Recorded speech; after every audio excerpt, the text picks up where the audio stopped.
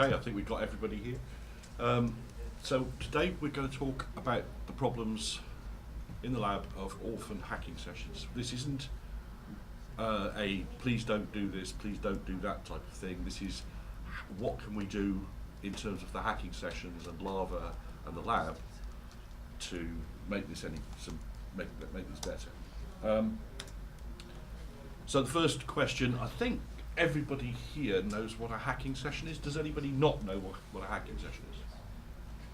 Oh, excellent. So that's item one dealt with. What are the sort of problems we see?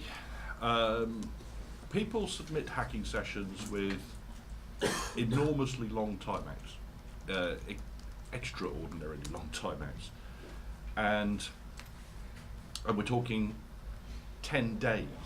They will submit, I've seen hacking sessions with a timeout that means that if they go onto the board, do some stuff, and then they're finished, that board is reserved and gone for 10 days.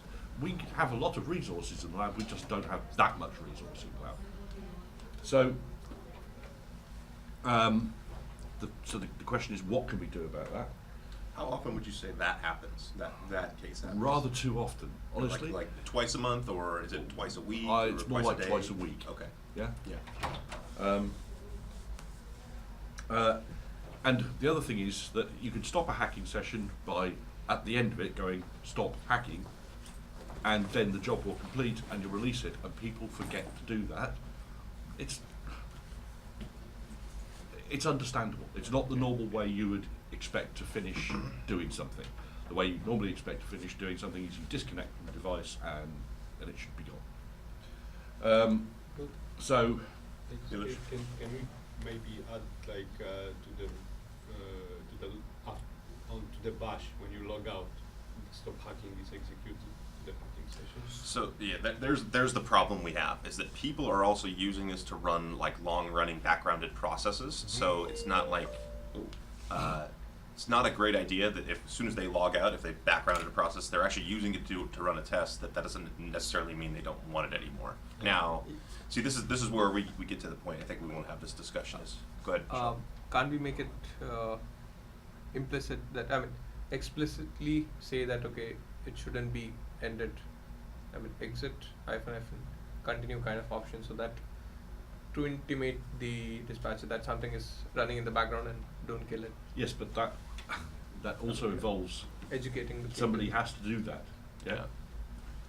So, Yeah, I mean, I'm talking about the user when he's about to exit. If Yeah. it is part of the bash, if he says exit --, continue, or some parameter indicating that he has something running in the background. Rather end session by default and allow Yeah. to Yeah. continue, then Well, that's what we're thinking continue about by doing. default and The problem with that is if your internet connection drops, you've just dropped without nothing, and then it may take the default and kill it, which is not what you wanted. well, I disagree. I think if I almost like the idea that we make it log out naturally. If you log out or you leave it running, it logs you out. But then people can work around to stay on or do crazy yeah, things. I think that's the idea. Is Yeah. if you just exit normally, stop the hacking session. Yeah. If you want it to continue, you have to be explicit about it, which is, I Yeah. think, what you're Okay. saying. Yeah, that makes Yeah. sense. So we have another script in there that says stay hacking. Yeah, Right? Yeah. That means that Stay I'm going to be hacking. doing something. Just And so to the problem is somebody does that, and then their Well, yeah, job, you know what I mean? It's like But it's now still it's to the fix the problem. intelligent person that does that versus the guy who just starts it, runs it, and Yeah. Forgets it. runs. Yeah. It's the guy who means to. Well, particularly when you've got things like 10-day timeouts, Yeah. you know, you sort of think, oh, well, I'll come back to that in a couple of days, and you just don't. Yeah. Yeah. Okay. I used it once. Who's taking testing. notes on the session? Oh, good question. Or who's doing the session summary too? Remy used them. Okay. Thank you, Remy. I was using hacking sessions to do k-exec testing, right? So I wanted it to log me out, and it kicked me back to the lab, and then I was able to SSH back in when it resumed its k-exec. So I want to be able to still do that kind of stuff, and I'm okay if I have to do something manually. Yeah, yeah, I think, actually, I really like that idea. Yeah. That means yeah. So if you have multiple sessions open, it's the last session that closes out. That's when Yeah. Because the problem is that's going to be tricky to do. You can't put that. We can't just like make a wrapper on the exit script, right? We have to have some intelligent thing going and looking at who and making sure nobody's logged in. And when the last person logs out, then it runs. Do stop we hacking. have lots of instances? And I haven't seen this. Where the where- toolchain guys at? Yeah, I think you're. Oh, yeah, right. I think they have multiple Bernie's here. connections into. Into these things. So yeah, that's definitely a requirement. Okay. Would it be reasonable to mandate a short timeout for hacking sessions? Like Well, override that timeout, but override that timeout with your The- special don't book me out command. Problem is that this is the general purpose test framework, right? And so we want to give the users the control, and we don't want to be like restricting of them. And because it's essentially a lava test job, you shouldn't have a restriction on a certain lava test job. It's kind of a hack at that point. So I prefer we could find another cleaner way within the scripts itself, the test scripts that run the hacking session, to determine when it closes it out. Could you have a more user-friendly way of starting hacking session? Like if you had a web form and you had a box to choose the timeout rather than just somebody using their job file that they've stored and they don't even remember what the timeout was in it. You know, we've thought about stuff like that, but then, you know, maybe with the new dispatcher when we can fully integrate a hacking session into the dispatcher itself, but right now this is a test job like any other test job, so I don't want to do it until we have that parity in the dispatcher where dispatcher's aware of a hacking session and it understands these things that we're talking about now and it can do them rather than having a like 20-line bash script that does all this. So if toolchain needed a special hacking session, we can create them a different hacking session. Well, We won't you use can the- fork the project Yeah, and use your own YAML, and I mean that's But it's the- not really like a project, right? I mean, it's a test job, so Yeah. it's a bash script is all it is to set this stuff up. Yeah. So we could create a special one for advanced users, but keep the hacking sessions one pretty safe for the casual. The problem is people are just going to copy and paste jobs. They're going to go, oh, that guy's running a hacking session on there. That's Let exactly me what happened. resubmit it, and so some of the advanced users are using it. They're just going to end up on top. exactly. So I think we should keep it in one Not project. if they call it toolchain benchmark process or something. Yeah, They call it Toolchain- hacking session. you toolchain guys can benchmark fork control and means it's change it all however you right. like. Okay. Oh, so they've already got a fork We've already hacking done that. session, Yeah. so Yeah, we're it's all good. good. Yeah, but I think for general purpose users, this makes sense Yeah. to have something like that. So the consensus is, unless they use like keep hacking, Keep hacking, yeah. right, which will tell it to, okay, even if the user logs out, keep hacking until the end of the timeout. Yeah. If they don't, when the last user logs out, then we run stop Yeah. hacking. Okay. So who's going to do the changes to the scripts for this? Noting that it's just bash. That's No lava expertise needed. so. Milos, I saw your hand go up. Okay. Okay. Yeah, I mean, and if there's any problems, let us know and we can figure it out too. But yeah, I think it's fairly trivial to do. So I think we've just completely answered this slide. I want to talk about something if we're done talking about the orphan hacking sessions. Hold on. Yep. Oh, okay. What about Android hacking sessions? I know that there was we had something kind of working at one point, and I think that would be fairly valuable to QA and maybe some of the Android guys. I have. we've- yeah, Yeah, go ahead. yeah, I mean, I Milos has have done two the approaches. stuff.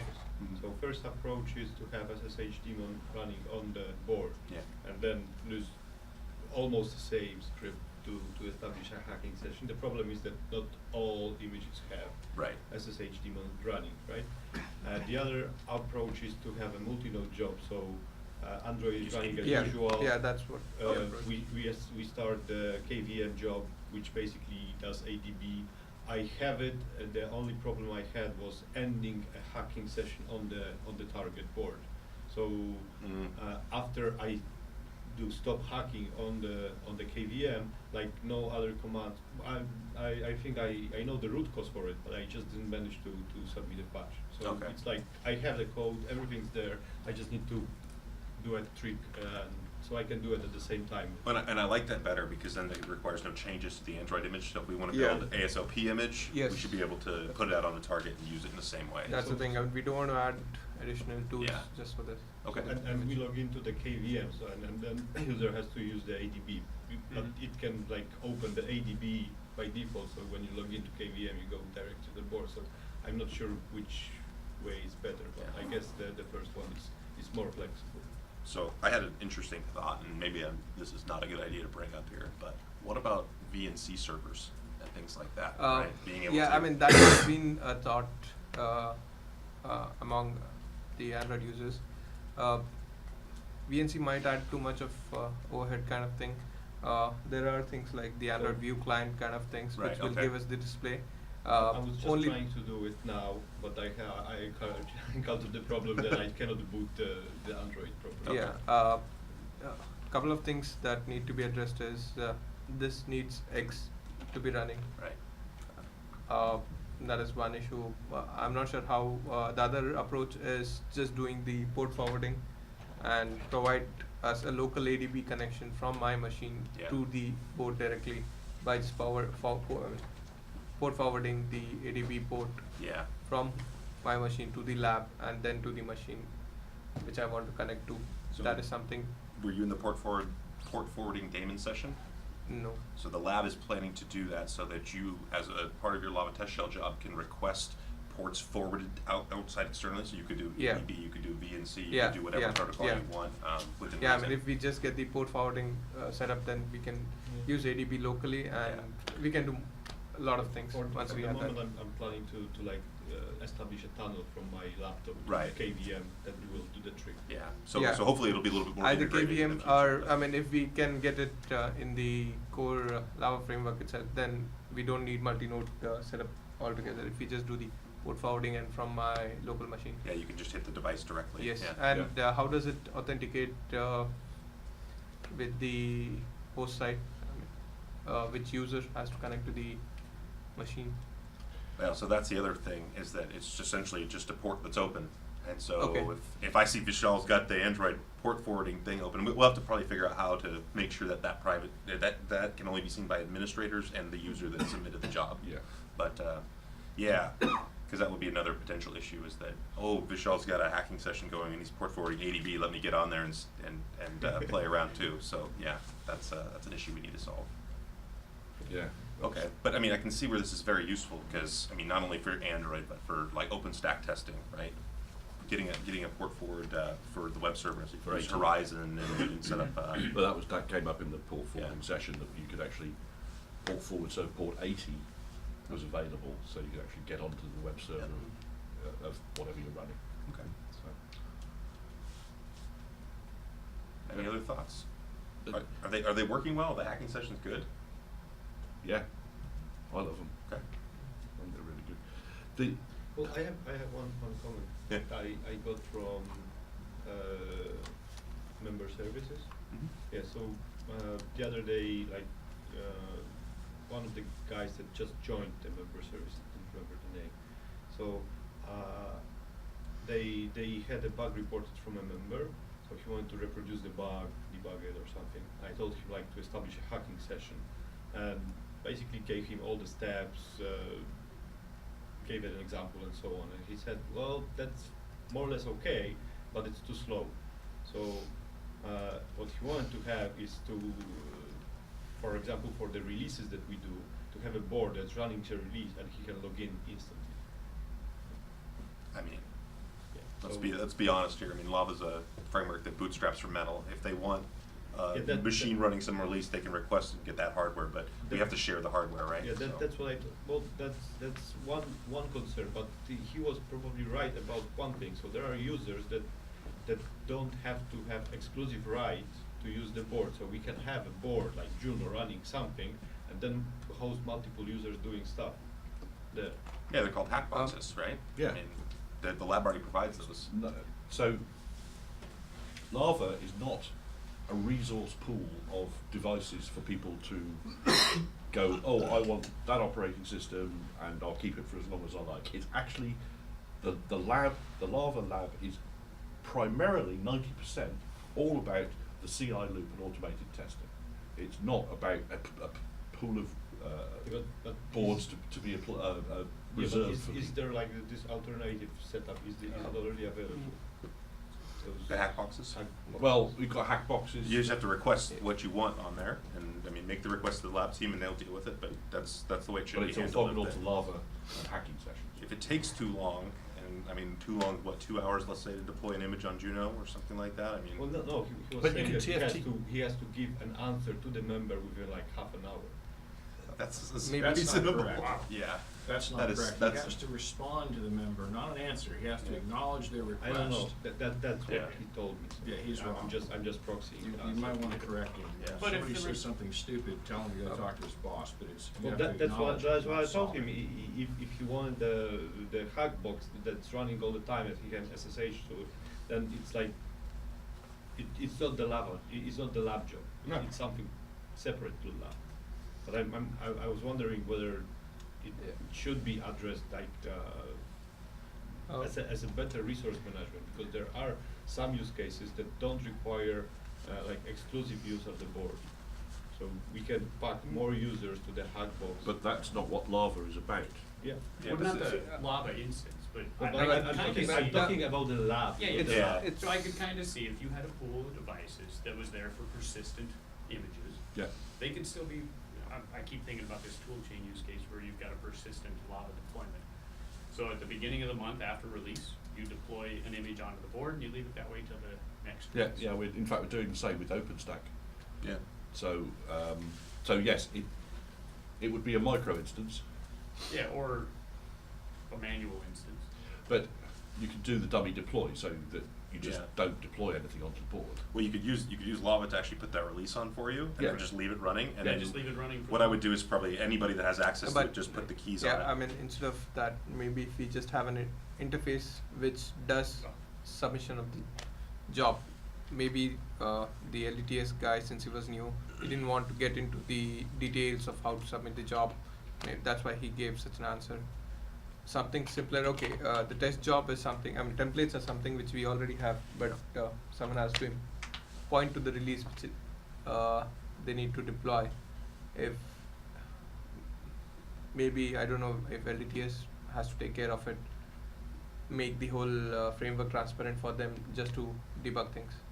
Yeah, I mean, I think we can help with Lava by getting the images bootstrapped on there, but yeah, user management and who has access to it and all that stuff's gotta be worked out probably outside of Lava. And I could kind of see the dummy deploy for adding a new key.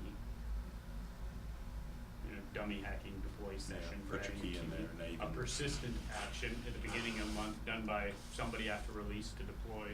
Yeah. I mean, so I think we can use the tools to do it. It's just now a matter of Is getting that, the request clarified and making sure that we've got the hardware to support it. yeah, but is this something that is generally needed every single release, or is this just a corner case we're hitting and we're trying to solve this problem? I guess I do, is this a problem that happens often?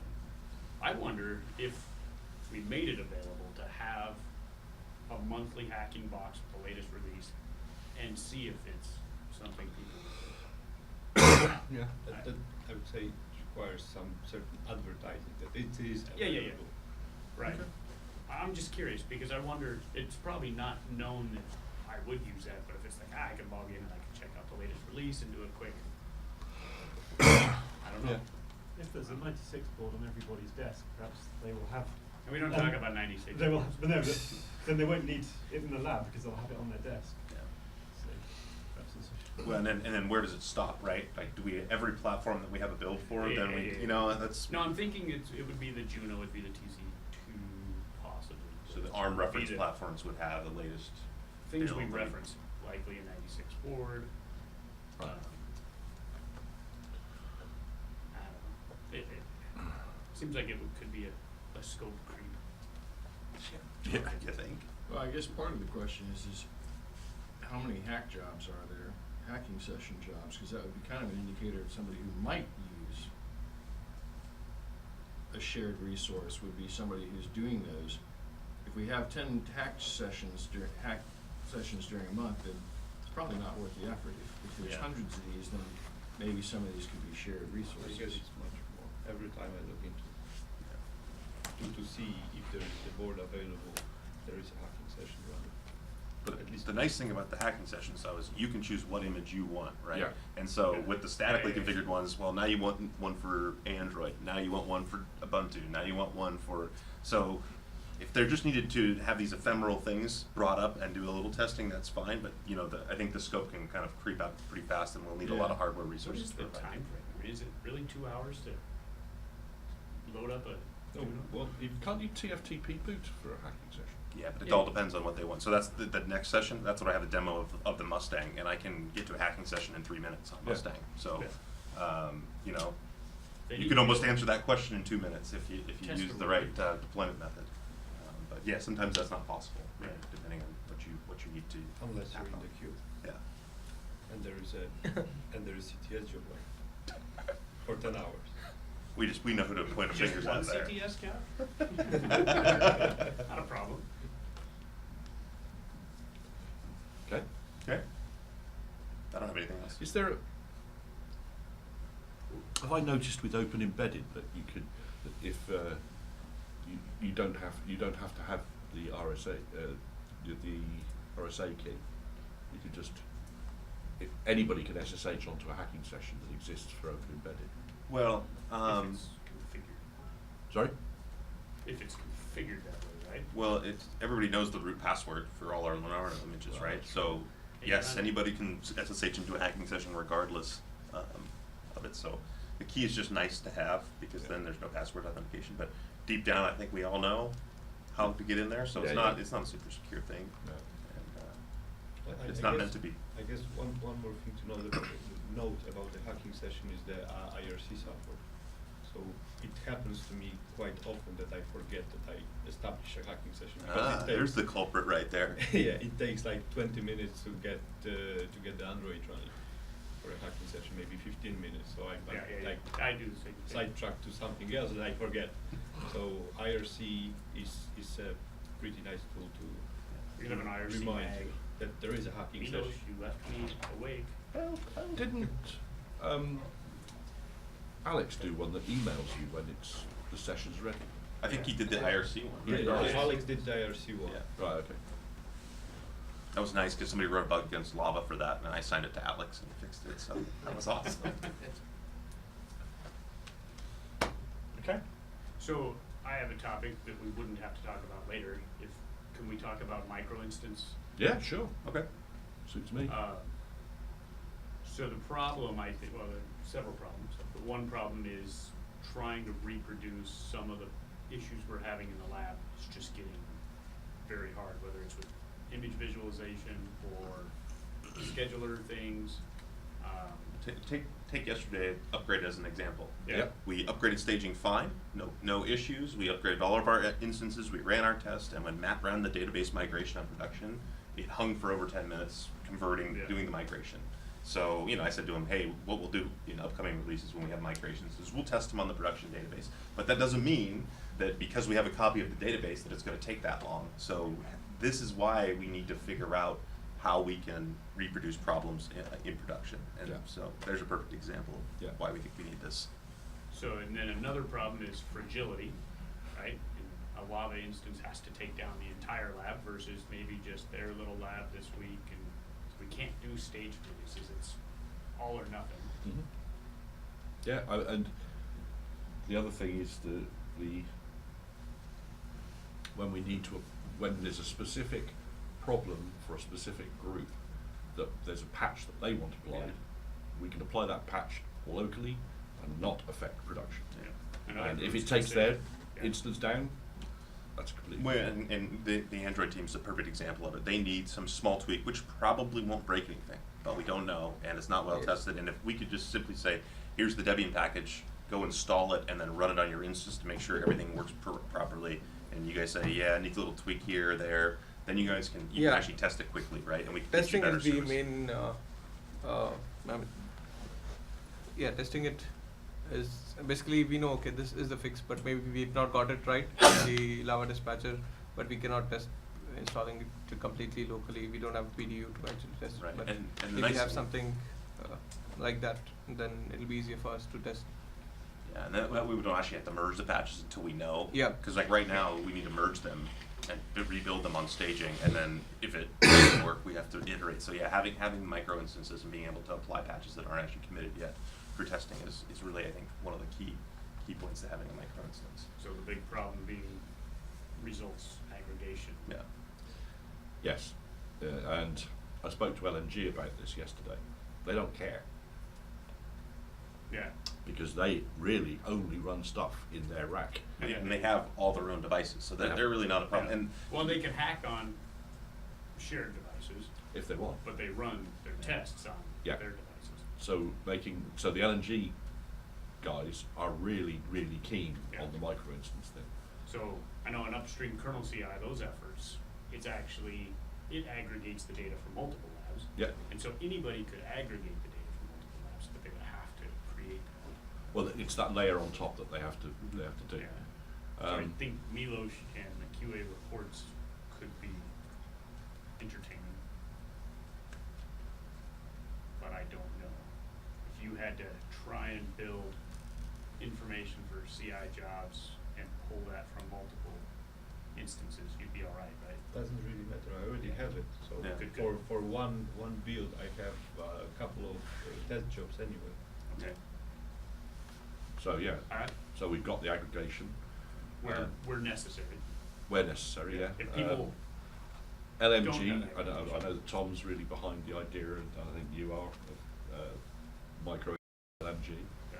So Vishal did express a little bit of concern about the results aggregation and going to Microsoft. I mean, we can rearrange our job submissions Okay. to have certain things which we want to run on the micro instance, maybe the long running jobs only on the micro instance, and the other one on the short running jobs on the Shared instances. shared instances. But it's okay. I guess people can manage with two different image reports. It's just about viewing them. Okay. So then the problem becomes devices. yeah, so that's the real issue, is resources, because in production right now we've got 10 Junos and 5 Mustangs. One of those Junos and one of those Mustangs is devoted to Android, Not the Mustang. Juno and TC2. There's no Android built for Mustang. isn't there? No. Oh, okay. No, yeah, that would become stupid. Yeah, wouldn't it? server-based Yeah, Android. server-based Android. Oh, watch this space. But, No, I mean, I think it's TC2 and TC2 Juno. and Juno, yeah. Yeah. So, But there are only 40 cities, right? but yeah, so we can go to ARM and get more Junos and more TC2s. Yeah. So It's not like we're not going to put them to use. So No, I think God, no. that's the argument, is that we can put these things to use. I mean, I have one Juno which is being either repaired or RMA'd at the moment, so we can use that. I'm just wondering about the micro instance. Because, basically, I want to have, trying to think of organisational thing here. You have one dispatcher server and a few devices for whichever group. Another dispatcher and a few devices for another group, and so on and so forth. We used to be able to run multiple instances of Lava on one server. Yeah. We don't do that anymore. Right. So. But you want that isolation, right? Oh no, You yeah. know? So it's just It's going to increase costs because Oh, yeah. you need more hardware now, Yeah. and you need more. and you've There's got gonna quite a be lot. the inefficiencies of sharing the hardware. Yeah. Yeah. I'm underusing it and I didn't tell anybody. Yeah. And so the board sat in my rack. Well, that sort of says you need a higher level thing that's watching it, and if a job is sitting in this rack, waiting on a board, and the other Yeah, rack but is that empty, that transport ruins it. all your aggregation. You can't do that. You can't suddenly go, oh well, I need it running this. And the other thing is, if it's a multi-node job requiring 3-4 devices of particular type, and you go, oh well, it's not running here, I'll move it over here, and you don't have any devices of the type. Yeah, it's pretty No, terrifying. that's a mistake. Sorry? What I was saying is you would identify, do I have what I need to run it in this other space? Just like we do today in the kernel, do I have everything I need to move it over here? And if you do, you do. If you don't, you don't. Moving it to where it can't possibly run would be stupid, so that would not be a correct thing That's to do. that's a big job of work. I didn't say it wasn't. I said with this micro instance situation, you're actually describing now you need a meta layer that runs on top that can tell you, because we're not going to be able to buy $10,000 boards to have more of them. That's ridiculous. So we need to get good use of the board. So you may be looking at, we do need a higher layer. Maybe not today, but Yeah, it kind of this defeats is the something purpose that- of going to micro instance, though, by having that top does it? layer. I don't think so. No, Well, it does, I because mean, if, you might as well just if, keep all the I've hardware in the same updated lab. the LMG rack to I with mean, a special we- patch to their dispatcher, Yeah. and it's not anywhere else, you can't move it anywhere That's else. fine. But That that's- means that rack can't be used, but you can still use the other 8. Uh, Again, you're coming back. No, you're you trying don't to know what state the others are in. You have no way of knowing that. Yes, you do. You keep a database. You should be keeping track of what's every one of those states are. If you're not doing that, you're asking for a bigger No, problem. so, okay, each Yeah. one will be. If you got 10 micro instances with 10 different states, and you Over- haven't tracked what state they're in. No, but that's the point. You'll have 10 different micro instances in 10 different states. So you can't take something out of that rack and stick it in that rack. Yes, I can if the state doesn't affect what I'm doing. But that's my point. If you're not tracking what those states are, you're asking for a bigger problem. No, because the you're gonna state have does machines affect what in you're doing. different The weird state places. affects what you're doing. The state does affect what you're doing. Well, yeah, I think you're gonna find out the hard way. That's not a correct statement. Okay. If you're not tracking what you're doing in each place, you're asking for a bit. I've applied a patch to a rack. Yeah, I mean, it's not just the dispatcher coming into picture. It depends on the host machine distro package which we're using. We needed JVM 6. I mean, the The JVM. JDK is a yeah, perfect yeah, example. JDK, a different version of JDK. I don't know how you'll track all the different packages which we've changed on that particular instance. Well, you'll have some sort of deployment configuration for your dispatcher, right? Yeah. Yeah, I mean, But- would you be tracking all the different packages which we've changed or something? Absolutely. I I mean, mean, it's a the Yeah. deployable instance. However, you can't say that that rack is going to have the same dependencies as that rack. So Yeah. you can't just switch between them because of the dependencies. I think that's what you're getting at, Yes, right? Yeah. yes. I mean, tracking is one part, but you never know how it will affect because, like, Would you isolate the entire rack? How do you mean? Would you put it behind its own network? I don't We've- think that we're needs- looking at I'm that. just curious about, could you loan a device to another rack? No, that's actually not a bad idea. Well, in the sense yes that- and no. See that again.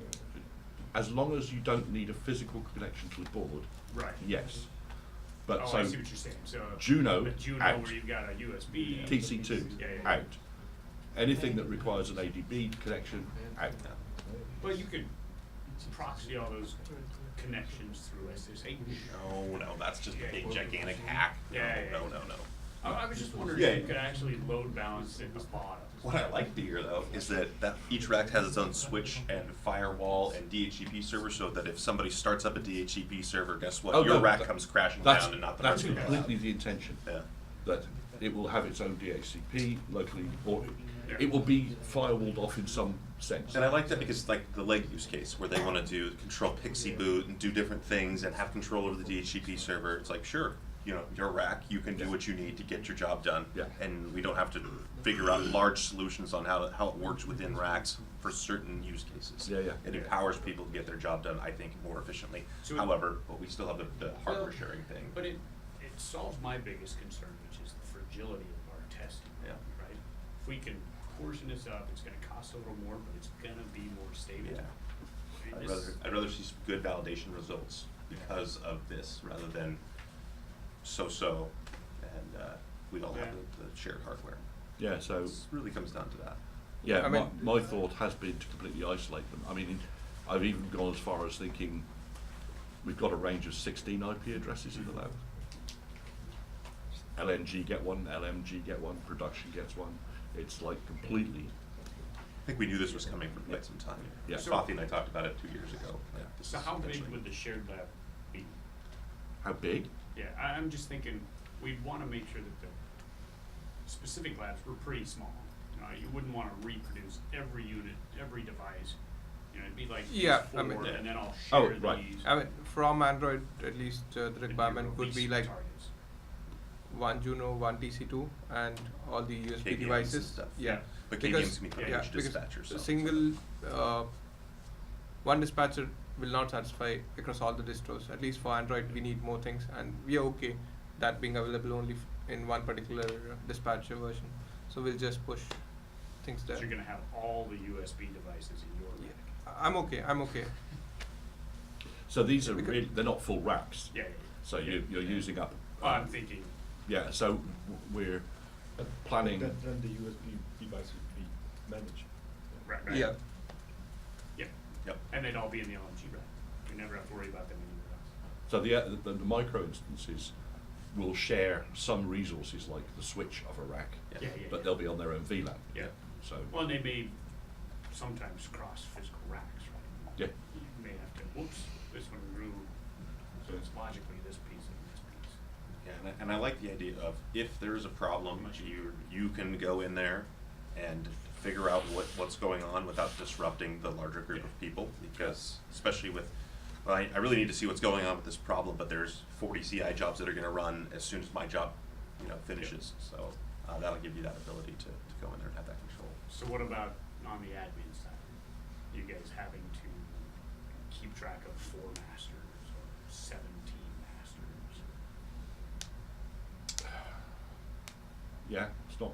I think it should be, you should be able to have repeatable information, right? So it should be Yeah, I easy think to manage because I think we need to think about the network topology in general. Okay. That's something I don't think we want to design it on the fly here, Yeah.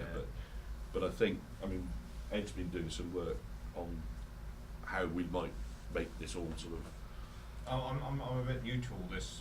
You think, what is the if I said a pool of IP addresses, how many do you need in a sort of instance? I'd give it range. Right? Yeah, Just but start handing like ranges out. with a /24 or 254. Oh, I think so. You're not ever going to exceed that. Yeah. Yeah.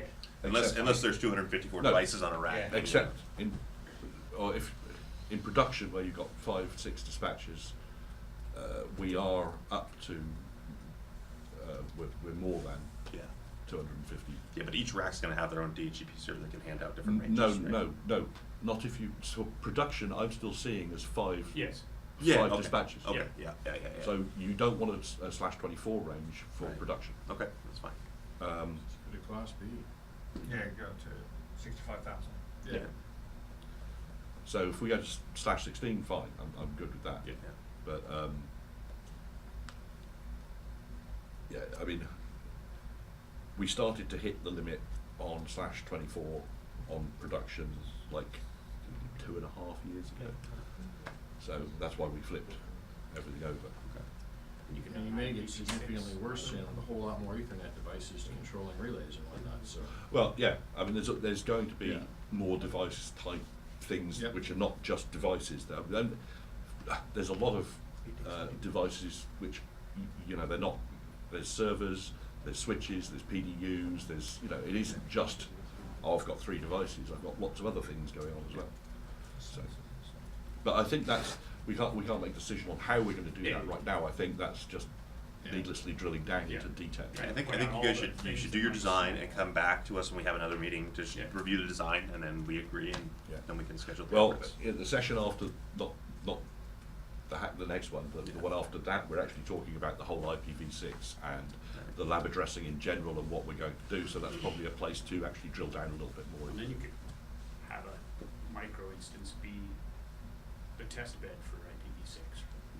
But yes, in fact, we talked about that. Yeah, having a completely isolated on its own IP address and just like Get everything working. Yeah. So Stage deployment. So each micro instance will have its own authentication. I mean, for example, LDAP auth, and we don't see the complete picture of what user has done different jobs on different micro instances. yeah, I guess so. It would be you'd have LDAP installed on each one of them, but you would have no aggregated area which is these are all my jobs. You'd have my jobs on this micro instance and that micro instance. so. So I'd like to suggest that the kernel CI project be the guinea pig for this, because we have fairly low requirements and Yeah. it would be fairly easy to. Well, there's a grow. blueprint for it. So. Yeah. So. Yeah, so we'll let's make kernel CI the sort of test bed because it's lower risk. Yeah. In terms of And it doesn't require a lot of setup on your part, like Junos, and Yeah. it's all fairly, Yeah. consumer grade hardware that we just What want is to have. the device pool for that? I can make a list of all the stuff we want to have in there. so there's a blueprint. If you just bang the list into the blueprint, Okay. because Well, that and staging is the other. Staging is effectively a micro instance. yes, yeah, it is. Yeah. So yeah, I mean, and the other thing then, one of the problems we continually have now is the connection between Hetzner and the lab. Yeah. Well, those masters will then come inside, Yeah. right? So we're going to get rid of Hetzner for masters Sure. and brings the masters back into the lab. It's just causing too many headaches. It's a great idea that we've got 24/7 uptime, even if the lab's dark. But in reality, that gains us nothing. Yeah. No, the glitches in the small glitches in the ISP connection. Just Yeah. that negates all the external dedicated stuff goes away Yeah. for us. And in fact, Toolchain are getting rid of them as well. Well, because I think they're killing them and they're having to reboot them and stuff. So. Yeah, so they're moving those. Into the lab. They're being moved into the lab as well. So Hetzner are about to lose a lot of business. Well, I think it worked. It showed that it can work. Oh yeah, no. But it's just not worth it for you. And it's a bit of a support nightmare, to be honest. And I like the idea that validation.linaro.org really is the lab, not. Yeah. And Listener is a great company. so in terms of micro instances, would you have like lng.validation.linaro.org? That's my thought. Kernel right? CI.validation. What about www.validation? Don't. I'm glad you caught that, actually. Well, it was there. Sorry? It was in the video. They showed the Yeah. www in the video. No, they didn't. Yeah. Yeah, they did. So there was a caching problem. No. So.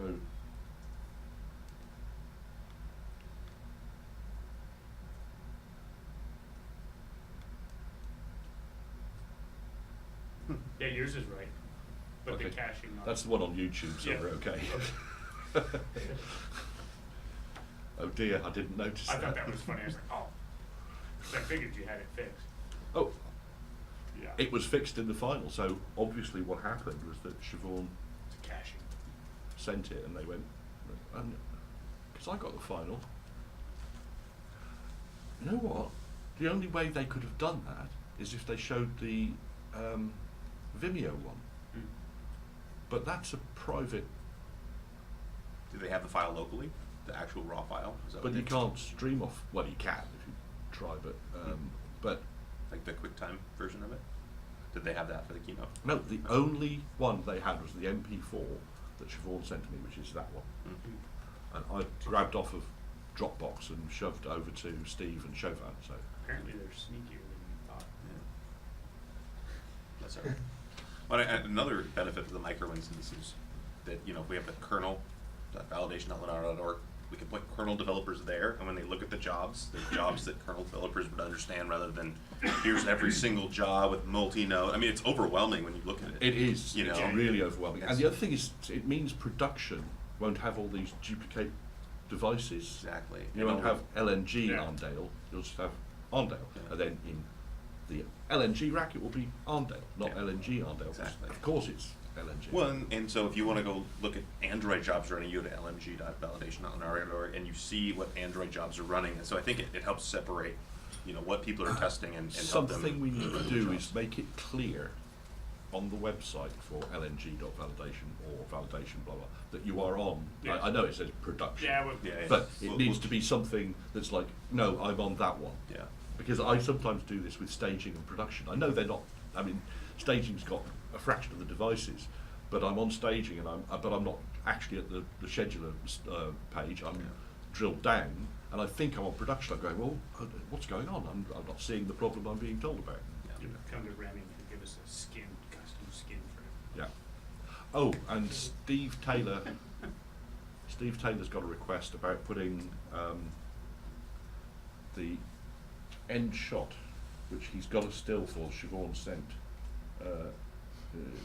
Stop. Of about there, or just a bit further back from that, on the front page of validation.linaro.org. Just something that links this video to.